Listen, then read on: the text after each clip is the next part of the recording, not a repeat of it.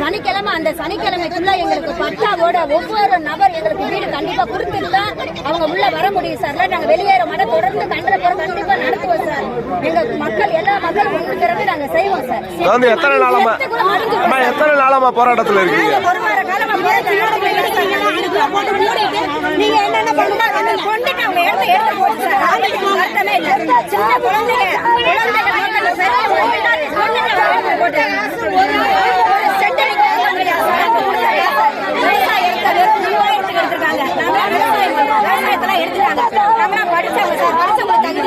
என்னமா படிச்சிருக்கீங்க? வேலை கொடுக்குறதுனால விவசாயம் தான் பண்றேன். 3 குழந்தைங்க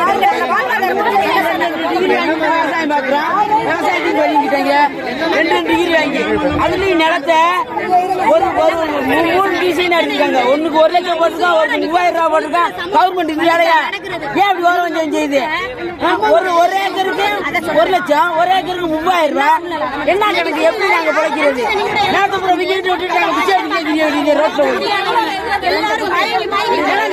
ஒரே வழியா ஒரே ரேட்ல போட வேண்டியதானே? பேசுறாங்க. வேற ஒண்ணும் கிடையாது. எங்களுக்கு நீங்க புடுங்கின மாதிரி எங்களுக்கு ஒரு இடம் எங்களுக்கு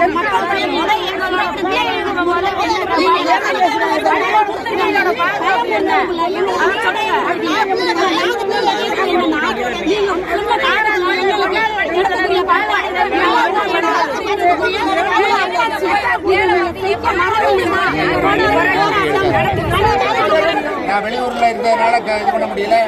நம்ம ஒவ்வொரு சேனல்லையும் தெரிஞ்சதுனால நான் நிர்வாகிகள்கிட்ட தொடர்பு பண்ணி பேசிக்கிறேன். கார்த்தி பேசினாரு, இப்படி ஒவ்வொரு இதுல பேசினாங்க. நான் வழக்கறிஞராக பணியாற்றிட்டு இருக்கேன். என் பேர் சோலை பழனிவேல் ராஜன். இந்த யூடியூப்ல வச்சிருக்க ஆட்கள் நிறைய என்னுடைய இதை பேசி கேட்டிருப்பீங்க. எனக்கு காலையில 7 மணிக்கு நம்ம காசு மேல இருக்கிறான் இல்லையா தம்பி சொன்னா நான் கலெக்டர்கிட்ட எல்லாத்தையும் பேசியிருக்கிறேன். வருகின்ற பொழுது காவல்துறை இந்த அடக்குமுறையை கையை விட்டணும். இந்த கூட்டு படம் காமிக்கிற வேலை, மிரட்டுற வேலை எல்லாம் இந்த தேவேந்திரோட வேளாளர் தான் ஆகாது. அரசு நிச்சயமாக பின்வாங்கப்படும். நான் உள்ள போனனாக்கும் காவல்துறை வெளியே போகணும். இதுதான் என்னுடைய கோரிக்கையா நம்ம சொல்லியிருந்தோம். அண்ணன் ராஜ ஜெயக்குமார் சொல்லுகின்ற பொழுது நான் சொன்னேன், உடனே ஏன் நம்ம தொடர்ந்துனா நம்ம போராட்டங்கள் நீர் கொண்டு எழணும். நம்முடைய உரிமைக்கான இது போராட்டம், இது வாழ்வாதாரத்துக்கான போராட்டம், ஏதோ கோரிக்கைக்கான போராட்டம் இல்லை. பணக்காரன் இன்னைக்கு விமானத்திலே பறக்கிறன்னு சொன்னா நம்மளும் பறந்து கொண்டு தான் இருக்கிறோம். அதை நம்ம மறுக்கல. பரந்தூர் விமான நிலையத்தில் பல்வேறு போராட்டங்கள் வருடக்கணக்காக நடந்துகிட்டு இருக்கு. அது நிலங்களை எடுப்பதற்கு நாம் சேற்றிலே கை வைத்தால் தான் பிற சமூகம் சோட்டிலே கை வைக்க முடியும். அந்த வகையில நம்முடைய நில உடைமைகள் அத்தனையுமே கொடுத்துட்டு இன்னைக்கு அகதிகளாக நம்மளை ஆக்கக்கூடிய இந்த அரசை வன்மையாக மல்லர் சேனை கண்டிக்கின்றது. அதை நீங்க நல்லா தெரிஞ்சுக்கணும். கூட்டம் சேர்த்துக்கிட்டு வந்தவெல்லாம் தலைவனாக ஏத்துக்கிற முடியாது, புரியுங்களா? மக்களோடு மக்களாக உங்களுக்காக நாங்க ஒரு குரல் கொடுக்கிறோம், பாத்தீங்களா? அதுதான் உங்களுடைய கோரிக்கையினுடைய வெளிப்பாடு. இன்னைக்கு சொன்ன உடனே மக்களுடைய பிரச்சனை தெரியும். நம்ம சில நேரங்கள்ல டைம் கேட்கறது 1 நாள் 1 வாரம்ன்றது அதை எப்படி இழுக்குன்னு தெரியும். முதல்ல நான் உள்ள நுழைய போகல, நீங்க காவல்துறை வெளியே போனா நாங்க பேச்சுவார்த்தைக்கு வர்றோம். எங்களுக்கு கிடைக்க வேண்டிய உரிமைகள் மறுக்கப்படுகிறது, எங்களுடைய வரலாறுகள் அழிக்கப்படுகிறது, பொங்கி எழுவோம் என்பதை தெளிவாக சொன்னோம்.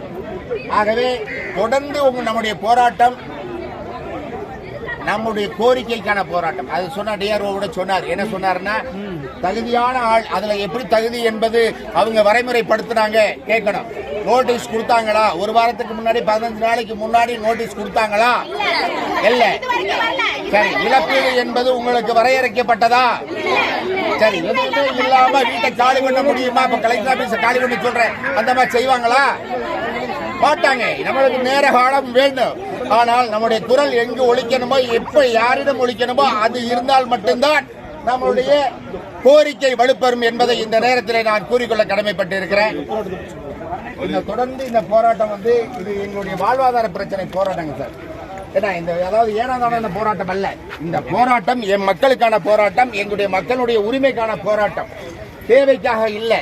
ஆனால் அரசு என்பது, இந்த மாவட்ட நிர்வாகம் அரசினுடைய ஒரு அங்கம் என்பதை தெளிவுபடுத்தணும். இன்னைக்கு அரசு தான் கொள்கை முடிவு எடுக்கும் அப்படின்னு சொன்னா இன்று எங்களுடைய போராட்டத்தினுடைய வெளிப்பாடு நாங்கள் 76ல விமான நிலையத்துக்கு இடம் கொடுத்தோம். சரிங்களா? அதற்கடுத்து விரிவாக்கத்துக்கு இடம் கொடுத்தோம். இப்படி கொடுத்து கொண்டு இருந்து விவசாயத்தை இழந்து வாழ்வாதாரத்தை இழந்த என் இன மக்கள் இன்று அகதிகளாக வீட்டை விட்டு வெளியேற்றுங்கள், உங்களுக்கு நாங்கள் தான் கொடுக்கக்கூடிய டைம் முடிஞ்சு போச்சுன்னு சொன்னா இது எந்த விதத்துல நியாயம்னு தெரியல. நீங்க தான் அதை சொல்லணும். என்று ஊடகங்கள் வெளிச்சத்துக்கு கொண்டு வந்த பின்னால மக்களுடைய கோரிக்கைகள் ஏற்றுக்கொள்ளப்படும் என்று சொன்னால் அது மிகையாகாது.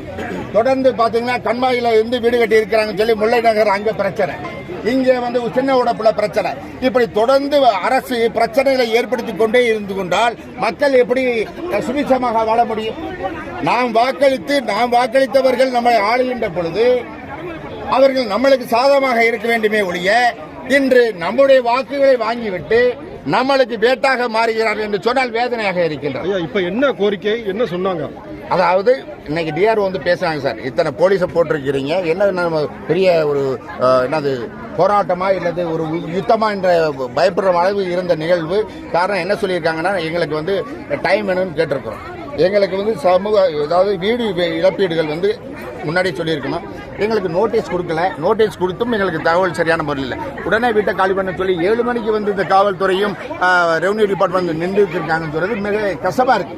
இவங்களுடைய கோரிக்கை என்ன? எங்களை வீட்டை விட்டு வெளியே போக சொல்லி இது பண்ணாங்கன்னா இருப்பிடத்துக்கு எங்க செய்ய முடியும்? அவங்க எங்க போய் தங்குவாங்க? பிள்ளைங்க படிக்கிறது ஸ்கூல்ல சேர்த்துருப்பாங்க.